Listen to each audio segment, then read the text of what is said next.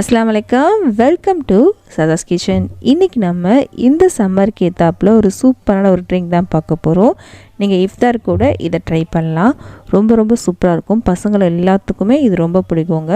பசங்களுக்கு பிடிச்ச மாதிரி நிறைய பொருட்கள்லாம் அதில் நம்ம சேர்த்து செஞ்சுருக்கோம். ஜெல்லிலாம் சேர்த்து செஞ்சுருக்கோம். அதனால் ரொம்ப பிடிக்கும் பசங்க எல்லாத்துக்குமே. செம்ம டேஸ்ட்டாக இருக்கும். செய்கிறது ரொம்ப ஈஸி தாங்க. பார்க்கவே நல்லா கலர்ஃபுல்லாக இருக்கும். இது என்னதுன்னு கண்டிப்பாக எல்லோரும் கேட்பாங்க. அந்தளவுக்கு ரொம்ப சூப்பராக இருக்கும். இப்போ வாங்க இது எப்படி பண்ணலாம் அப்படின்றத பார்க்கலாம். ஃபஸ்ட்டு அடுப்பில் ஒரு பாத்திரம் வச்சுருக்கேன். இதில் 1/2 லிட்டர் அளவுக்கு பால் எடுத்திருக்கேன். இந்த பால் நம்ம காய்ச்ச போகிறோம். நல்லா திக்கான பால் எடுத்துக்கோங்க, அப்போ தான் அது நல்லாயிருக்கும். இப்போ பாருங்கள், பால் நல்லா பொங்கி வர ஆரம்பிச்சிருச்சு. போதும், அடுப்பு ஆஃப் பண்ணிக்கலாம். இந்த பால் நல்லா சூடாக இருக்கு இல்லையா, இது நல்லா ஆறுனதுக்கப்புறம் ஃப்ரிட்ஜில் வச்சு நல்லா சில் பண்ணி எடுத்துக்கணும். அதனால் இது நல்லா ஆறுனதுக்கப்புறம் ஃப்ரிட்ஜில் வச்சிடலாம். நம்ம இது ஆறட்டும். இதுக்கு அடுத்து நம்ம என்ன செய்யணும் அப்படின்னா ஜெல்லி செய்ய போகிறோம்.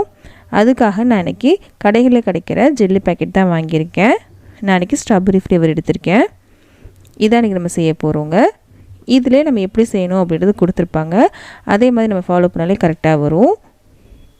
இதில் 2 பேக்கெட் இருக்கும். இது சின்ன பேக்கெட் இருக்கும். இதையும் நம்ம கட் பண்ணி சேர்த்துடலாம். சேர்த்துட்டு இது 2 நல்லா கலந்து விடணும். இந்த ஜெல்லி பேக்கெட்லாம் யூஸ் பண்ண வேண்டாம்னு நினச்சிங்க அப்படின்னா அகர் இருக்கு இல்லையா, அதை கூட நீங்கள் யூஸ் பண்ணிக்கலாம். இது 2 நல்லா கலந்து விட்டாச்சு. கலந்து விட்டு இதில் 2 கப் அளவுக்கு நல்லா சுடுதண்ணி சேர்க்கணும்.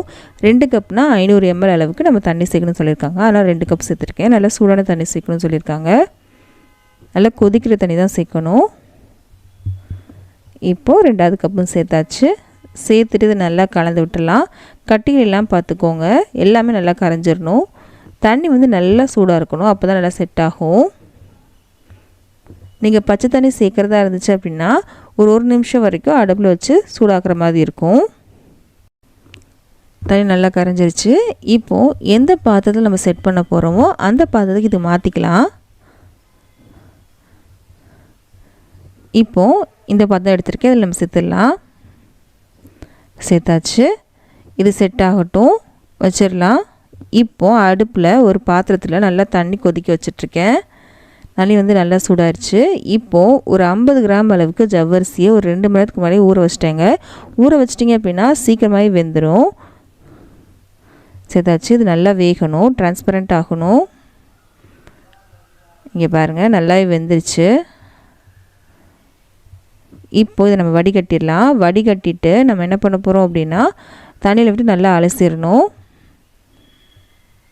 வடிகட்டி வந்துடலாம். வடிகட்டிட்டேன். டேப் பாட்டில் 2-3 தான் நல்லா அலசிட்டேங்க. அலசிட்டு இதே வடிகட்டியே நான் சேர்த்துட்டேன். இது ஒன்றே இருக்கட்டும், தண்ணியெலாம் வடியணும் அப்படின்றதுக்காக. இப்போ வாங்க ஜெல்லி போய் பார்க்கலாம். ஜெல்லியும் பாருங்கள் நல்லா செட் ஆயிடுச்சு. இப்போது நமக்கு எந்த ஷேப்பில் வேணுமோ நம்ம கட் பண்ணிக்கலாம்.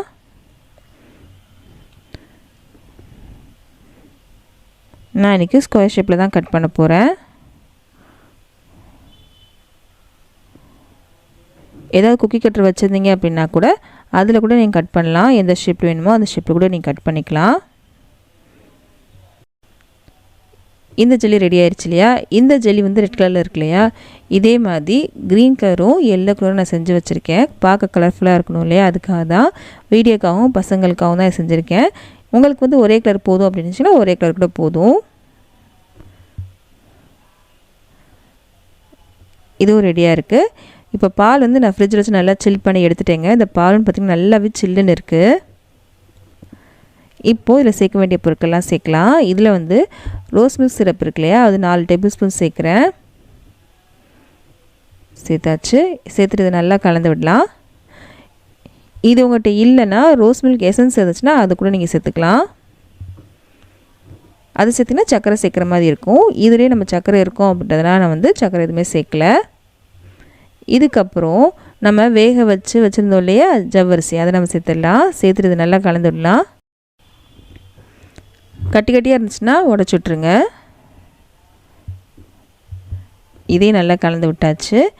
இதுக்கப்புறம் நம்ம சேர்க்க வேண்டியது என்ன அப்படின்னா சப்ஜா விதையை நான் ஊற வச்சு எடுத்திருக்கேன். அதையும் நம்ம சேர்த்துக்கலாம். இது எல்லாமே உடம்புக்கு குளிர்ச்சி தரக்கூடிய பொருட்கள் தான். இதுக்கப்புறம் நம்ம செஞ்சு வச்சிருந்த ஜெல்லி எல்லாத்தையும் சேர்த்துடலாம். பாருங்கள் எவ்வளோ கலர்ஃபுல்லாக இருக்குன்னு நீங்களே பாருங்கள். செம்ம சூப்பராக இருக்குங்க. இஃப்தாருக்குலாம் அதை ட்ரை பண்ணிங்கன்னா செம்ம டேஸ்ட்டாக இருக்கும். அதே சமயத்தில் ரொம்ப ரொம்ப சூப்பராக இருக்கும். பார்க்கவும் ரொம்ப அழகாகவும் இருக்கும். கண்டிப்பாக அதை ட்ரை பண்ணி பாருங்கள், எல்லாத்துக்கும் ரொம்ப பிடிக்கும். இந்த வீடியோ பிடிச்சிச்சு அப்படின்னா ப்ளீஸ் லைக் பண்ணாமல் இருக்காதீங்க. அதே மாதிரி உங்கள் ஃப்ரெண்ட்ஸ்க்கும் ஃபேமிலிஸ்க்கும் மறக்காமல் ஷேரும் பண்ணிடுங்க. லைக் பண்ண மறக்காதீங்க. அப்போ தான் இந்த வீடியோ நிறைய பேருக்கு வந்து ரெக்கமெண்ட் ஆகும். ப்ளீஸ் சப்ஸ்கிரைப் பண்ணிடுங்க. சப்ஸ்கிரைப் பண்ண வந்து நிறைய பேர் பார்க்குறீங்க. ப்ளீஸ் சப்ஸ்கிரைப் பண்ணிடுங்க. நம்ம அடுத்த வீடியோவில் சந்திக்கலாம்.